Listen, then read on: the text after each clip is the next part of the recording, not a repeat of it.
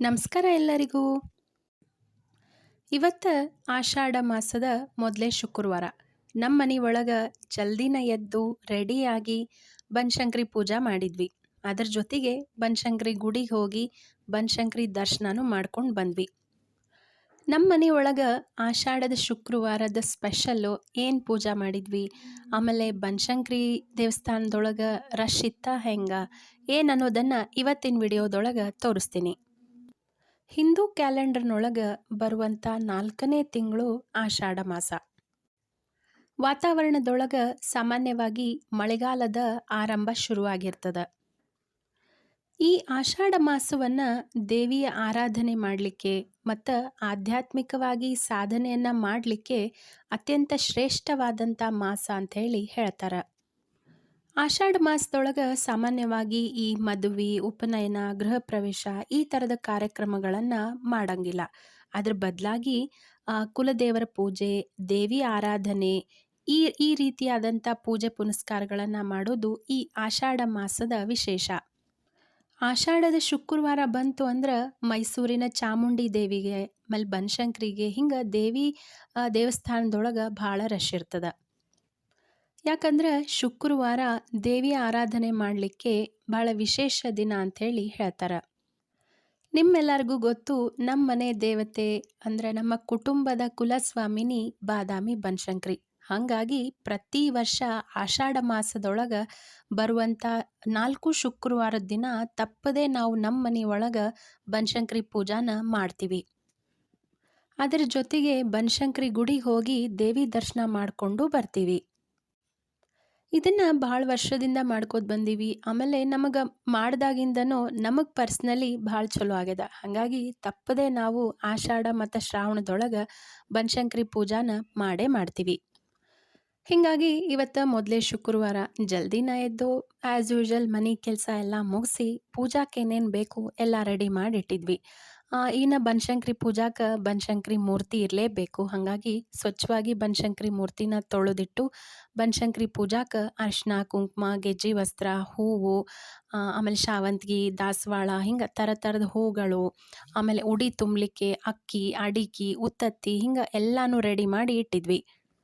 ನಾನು ಪ್ರತಿ ಶುಕ್ರವಾರ ಕಾಮಾಕ್ಷಿ ದೀಪ ಹಚ್ತೀನಿ. ಹಾಗಾಗಿ ಕಾಮಾಕ್ಷಿ ದೀಪನೂ ತೊಳೆದು ದೀಪ ಹಾಕಿ ಎಲ್ಲ ರೆಡಿ ಮಾಡಿಟ್ಟಿದ್ವಿ. ಇನ್ನು ನೈವೇದ್ಯಕ್ಕೆ ಪುಟಾಣಿ ಸಕ್ರೆ ಇತ್ತು. ಇದೆಲ್ಲ ಪ್ರತಿ ಶುಕ್ರವಾರ ಮಾಡ್ತೀವಿ.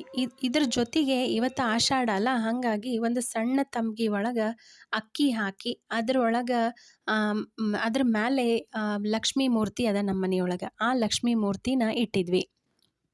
ಬೆಳ್ಳಿ ಗಿಂಡಿಗೆ ಮಂಗಳಸೂತ್ರ, ಕಾಲುಂಗ್ರ, ಪಿಲ್ಯ, ಬಳಿ ಎಲ್ಲ ಹಾಕಿ ಲಕ್ಷ್ಮಿನೂ ರೆಡಿ ಮಾಡಿಟ್ಟಿದ್ವಿ. ಈ ಆಷಾಢದ ಪೂಜಾ ಅಂದರೆ ಈ ಲಕ್ಷ್ಮೀ ಪೂಜಾ ಒಂದು ಮನೆಯಿಂದ ಇನ್ನೊಂದು ಮನೆಗೆ ಪದ್ಧತಿಗಳು ಚೇಂಜ್ ಆಗ್ಬೋದು. ನಾವು ಮೊದಲಿಂದ ಇದೇ ಥರ ಮಾಡ್ಕೊತ ಬಂದೀವಿ, ಹಾಗಾಗಿ ನಾವು ಇದನ್ನೇ ಮಾಡ್ತೀವಿ. ಪೂಜಾ ಸಾಮಾನೆಲ್ಲ ರೆಡಿ ಇಟ್ಮೇಲೆ ಪೂಜಾ ಶುರು ಮಾಡಿದ್ರೆ ಭಾಳ ಸರಳ ಆಗ್ತದೆ ಮತ್ತು ಯಾವುದೇ ರೀತಿಯಾದಂಥ ಕನ್ಫ್ಯೂಷನ್ ಆಗೋದಿಲ್ಲ. ಹಾಗಾಗಿನೇ ಎಲ್ಲ ರೆಡಿ ಇಟ್ಕೊಳ್ಳೋದು ನಮ್ಮ ಮನೆ ಪದ್ಧತಿ. ಆಮೇಲೆ ಒಂದು ರಂಗೋಲಿ ಹಾಕಿ ಅಷ್ಟದಳ ಪದ್ಮದ ರಂಗೋಲಿ ಹಾಕಿ ಅದ್ರ ಮ್ಯಾಲೆ ಮಣಿ ಇಟ್ಟು ಬನಶಂಕರಿ ಮೂರ್ತಿ ಇಟ್ಟು ಬನಶಂಕರಿ ಮೂರ್ತಿಗೆ ಅರಿಶಿನ, ಕುಂಕುಮ, ಗೆಜ್ಜೆ ವಸ್ತ್ರ, ಹೂವು ಎಲ್ಲ ಇರಿಸಿದ್ವಿ. ಆಮೇಲೆ ಇನ್ನೊಂದು ಮಣಿ ಇಟ್ಟು ಅದ್ರ ಮೇಲೆ ಲಕ್ಷ್ಮೀ ಗಿಂಡಿ ಇಟ್ಟು ಅದಕ್ಕೂ ಅರಿಶಿನ, ಕುಂಕುಮ, ಗೆಜ್ಜೆ ವಸ್ತ್ರ, ಹೂವು ಎಲ್ಲ ಇರಿಸಿದ್ವಿ. ನಾವು ಬನಶಂಕರಿ ಪೂಜಾ ಮಾಡಿದಾಗೆಲ್ಲ ವಿಡಿಯೋದೊಳಗೆ ಒಂದು ಕಮೆಂಟ್ ಮಾತ್ರ ಕಾಮನ್ ಇರ್ತದೆ. ಅದೇನಂದ್ರೆ ಈ ಬನಶಂಕರಿ ಮೂರ್ತಿನ ಎಲ್ಲಿ ತೊಗೊಂಡಿರಿ ಅಂತೇಳಿ. ನಾವು ಈ ಬನಶಂಕರಿ ಮೂರ್ತಿನ ಬಾದಾಮಿ ಬನಶಂಕರಿ ಒಳಗೆ ಅಲ್ಲಿ ಹೋದಾಗ ತೊಗೊಂಡಿದ್ದು. ಅಲ್ಲೇ ಸಾಕಷ್ಟು ಅಂಗಡಿಗಳವ, ಅಲ್ಲೇ ನಿಮಗೆ ಎಲ್ಲ ಥರದ ಸೈಜ್ದು ಬನಶಂಕರಿ ಮೂರ್ತಿ ನಿಮಗೆ ಸಿಗ್ತಾವ. ಪೂಜಾ ಎಲ್ಲ ಆದಮೇಲೆ ಬನಶಂಕರಿಗೆ, ಲಕ್ಷ್ಮಿಗೆ ಉಡಿ ತುಂಬಿ ಆರತಿ ಮಾಡಿದ್ವಿ. ಮನೆಯಾಗಿನ ಪೂಜೆ ಎಲ್ಲ ಮಾಡಿದ್ಮೇಲೆ ನೆಕ್ಸ್ಟ್ ಹೋಗಿದ್ದು ಬನಶಂಕರಿ ಗುಡಿಗೆ.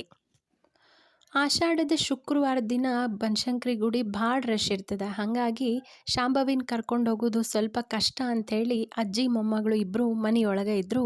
ನಾವು ಮಾತ್ರ ಹೋಗಿ ಬಂದ್ವಿ. ಎಕ್ಸ್ಪೆಕ್ಟ್ ಮಾಡ್ದಂಗನ ಈ ವರ್ಷವೂ ಆಷಾಢದ ಶುಕ್ರವಾರದ ದಿನ ಗುಡಿ ಭಾಳ ಗದ್ಲಿತ್ತು. ಎಲ್ಲಿ ನೋಡಿದ್ರೂ ಮಂದಿ, ಯಾವ ಕಡೆ ನೋಡಿದ್ರೂ ಕ್ಯೂ.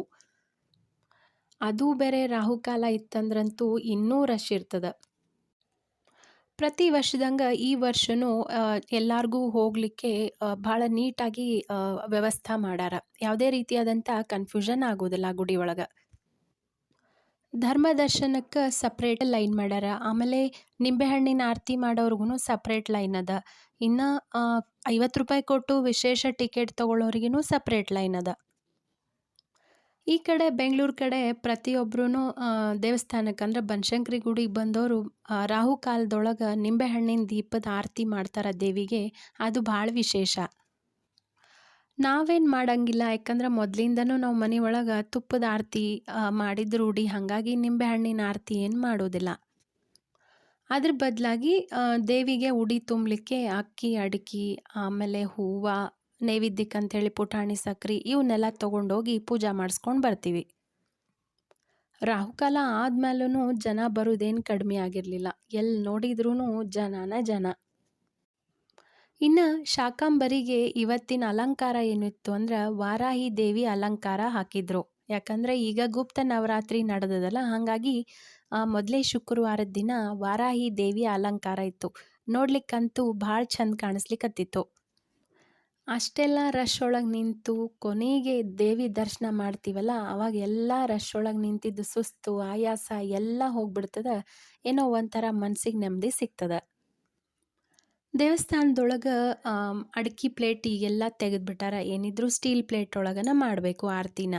ಆಮೇಲೆ ಎಲ್ಲ ಕಡೆ ಪ್ಲಾಸ್ಟಿಕ್ಕು ಅದೆಲ್ಲನೂ ಬ್ಯಾನ್ ಮಾಡ್ಯಾರ. ಇನ್ನು ರಾಹುಕಾಲ ಆದಮೇಲೆ ಎಲ್ಲರೂ ತಮ್ಮ ಪ್ಲೇಟ್ ತೊಗೊಂಬಂದು ಆ ನಿಂಬೆಹಣ್ಣಿನ ದೀಪನ ಇಡ್ತಾರೆ. ಅದಕ್ಕಂತಲೇ ಒಂದು ಸ್ಪೆಷಲ್ ಲೈನ್ ಮಾಡ್ಯಾರ. ಅಲ್ಲಿ ನೋಡ್ಲಿಕ್ಕಂತೂ ಏನೋ ಒಂಥರ ಭಾಳ ಚಂದ ಕಾಣಿಸ್ತದ.